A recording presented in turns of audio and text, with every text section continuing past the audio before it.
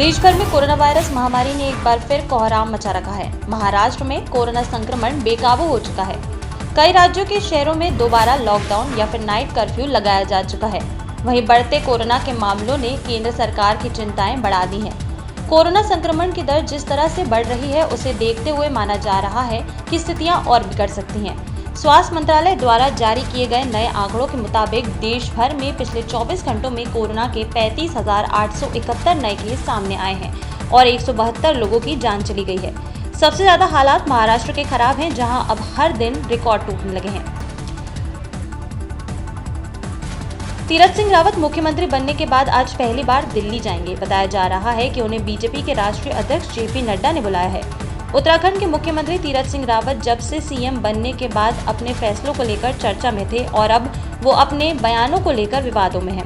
तीरथ सिंह रावत सुबह 11:30 बजे उत्तराखंड सदन पहुंचेंगे। वहां से वो बीजेपी के राष्ट्रीय अध्यक्ष जेपी नड्डा से मुलाकात करेंगे। आपको बता दें कि मुख्यमंत्री तीरथ सिंह रावत ने बुधवार को बयान दिया था कि रिप्ड जीन्स हमारे समाज के टूटने का मार्ग प्रशस्त कर रही है। इससे हम बच्चों को बुरे उदाहरण दे रहे हैं, जो उन्हें नशीले पदार्थों के सेवन की ओर लेकर जाते हैं। इसके बाद से तीरथ सिंह रावत विवादों में आ गए हैं। उनका ये बयान कल भारतीय संसद में भी खूब गूंजा था। शायद यही वजह है कि उन्हें जेपी नड्डा ने दिल्ली बुलाया है।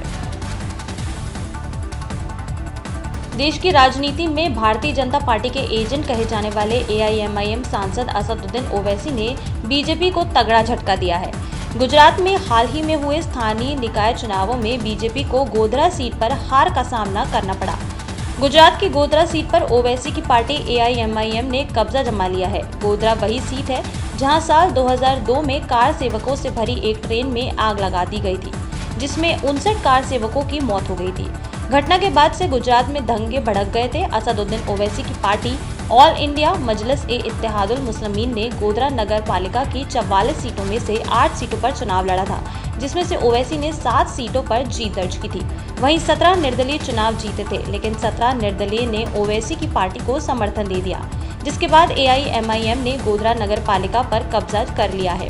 खास बात तो ये है कि 17 निर्दलीयों में से 5 हिंदू नगर सेवक हैं। बता दें कि गोधरा नगर पालिका के लिए किसी भी दल को 23 सदस्यों की जरूरत होती है और ओवैसी के पास 24 सदस्यों की बहुमत है। वहीं गोधरा नगर पालिका चुनाव में बीजेपी सबसे बड़ी पार्टी बनकर उभरी है। बीजेपी ने गोधरा नगर पालिका चुनाव में 18 सीटों पर जीत दर्ज की है, लेकिन इसके बावजूद भी बीजेपी को अब विपक्ष में बैठना पड़ेगा। बॉलीवुड के दिग्गज अभिनेता इमरान हाशमी और जॉन इब्राहिम की एक्शन फिल्म मुंबई सागा आज सिनेमाघरों में रिलीज हो गई है। कोरोना महामारी के कारण लगे लॉकडाउन के बाद ये दूसरी फिल्म है जो सिनेमाघरों में रिलीज की जा रही है। इस फिल्म का दर्शकों को काफी समय से इंतजार था, क्योंकि इसके पहले जो फिल्म का ट्रेलर रिलीज किया गया था, उसने ही फिल्म को लेकर दर्शकों की एक्साइटमेंट बढ़ा दी थी। आपको बता दें कि जॉन इब्राहिम और इमरान हाशमी की ये फिल्म फुल ड्रामा और एक्शन से भरपूर है। मुंबई सागा फिल्म के जरिए ही इमरान हाशमी और जॉन इब्राहिम पहली बार एक साथ बड़ी स्क्रीन पर नजर आएंगे। फिल्म के जारी किए गए ट्रेलर में जमकर एक्शन का डोज देखने को मिला है। अगर आप भी मीट खाने के शौकीन हैं, तो ये खबर आपके लिए बेहद अहम हो सकती है। वैसे तो मीट खाने का कोई दिन फिक्स नहीं होता, लेकिन अब आपको मंगलवार के दिन मीट खाने को नहीं मिलेगा। जी हाँ, हाल ही में फैसला लिया गया है कि अब से मंगलवार को दुकानों पर मीट नहीं बेचा जाएगा। दरअसल गुरुवार को दिल्ली से सटे गुरुग्राम के सिविल लाइन स्थित स्वतंत्रता जिला परिषद भवन में नगर निगम के सदन की बैठक आयोजित की गई थी। इस बैठक में वर्ष 2021-22 के लिए बजट को पेश किया गया। इसी बैठक में ये फैसला भी लिया गया कि मंगलवार को गुरुग्राम में मीट की दुकानें बंद रखी जाएंगी। टेलीविजन के सबसे ज्यादा कंट्रोवर्शियल शो बिग बॉस के सीजन 14 की कंटेस्टेंट रही एक्ट्रेस निक्की तंबोली अब कोरोना की चपेट में आ गई है। इस बात की जानकारी खुद निक्की ने अपने इंस्टाग्राम अकाउंट के जरिए दी है। Nikki Tamboli big boss season 14 की सबसे ज्यादा चर्चित एक्ट्रेस रही थी। निक्की तंबोली ने अपने इंस्टाग्राम अकाउंट पर जानकारी देते हुए बताया कि आज सुबह ही मेरी कोरोना रिपोर्ट पॉजिटिव आई है। मैंने खुद को क्वारंटीन कर लिया है और डॉक्टर की सलाह पर सभी एहतियात बरत रही हूँ। पिछले कुछ दिनों में जो लोग मेरे संपर्क में आए थे, मैं रिक्वेस्ट करती हूँ कि वो भी अपना कोविड टेस्ट करा लें। आपको प्यार और सपोर्ट के लिए मैं हमेशा आभारी रहूंगी। सुरक्षित रहिए और हमेशा मास्क पहनिए, हाथों को सैनिटाइज करिए और सोशल डिस्टेंसिंग बनाए रखिए। कोरोना महामारी एक बार फिर से देश भर में फैलती जा रही है। कई राज्यों में स्थितियां एक बार फिर से बिगड़ने लगी हैं। लॉकडाउन के बाद जहां सब कुछ वापस हाल ही में सामान्य होने लगा था, वहीं अब एक बार फिर बंद का दौर आना शुरू हो गया है। महामारी को बढ़ता देख अब स्कूल और कॉलेजेस को वापस बंद किया जा रहा है। 31 मार्च तक स्कूल कॉलेज बंद रहेंगे। आपको बता दें कि ये फैसला पंजाब की सरकार ने लिया है। पंजाब सरकार ने राज्य में बढ़ते हुए कोरोना संक्रमण को देखते हुए स्कूल और कॉलेज को 31 मार्च तक के लिए बंद रखने का फैसला किया है। इसके लिए सरकार ने आदेश भी जारी कर दिए हैं। इसके साथ ही राज्य के कई जिलों में नाइट कर्फ्यू भी लागू कर दिया गया है। अंबानी के अंटिलिया मामले में अब महाराष्ट्र सरकार घेरे में आ गई है। मामले की जांच अब ठाकरे सरकार के गृह मंत्री तक पहुंच चुकी है।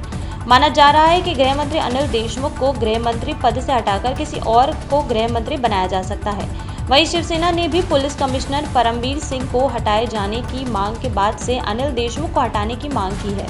दरअसल अंटिलिया मामले में अनिल देशमुख की कार्रवाई से एनसीपी प्रमुख शरद पवार काफी नाराज हैं। इसी को लेकर आज अनिल देशमुख और शरद पवार के बीच दिल्ली में बैठक हुई। ये बैठक करीब 2 घंटे चली। ऐसे में कहा जा रहा है कि सचिन वाजे के खिलाफ एक्शन के बाद अब गृह मंत्री अनिल देशमुख को मंत्री पद से हटाया जा सकता है।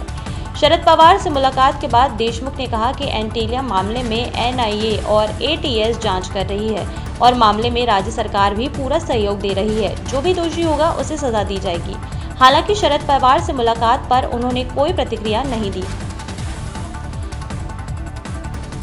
पश्चिम बंगाल में ममता को हराने के सपने देखने वाली चुनावी जंग के गेम चेंजर और फुरफुरा शरीफ के पीरजादा अब्बास सिद्दीकी चुनाव से पहले ही फुस हो गए हैं। चुनाव से पहले पीरजादा को एक बड़ा झटका लगा है, क्योंकि गठबंधन ने उन्हें अब बंगाल चुनाव की जंग में सीमित कर दिया है। बंगाल की सियासत में गेम चेंजर की भूमिका निभाने वाले पीरजादा को अब खुद अपने वजूद की लड़ाई लड़ते दिखाई दे रहे हैं। दरअसल पीरजादा गठबंधन में 70 सीटों पर चुनाव लड़ना चाहते थे, लेकिन लेफ्ट ने उन्हें केवल 26 सीटें देकर सीमित कर दिया।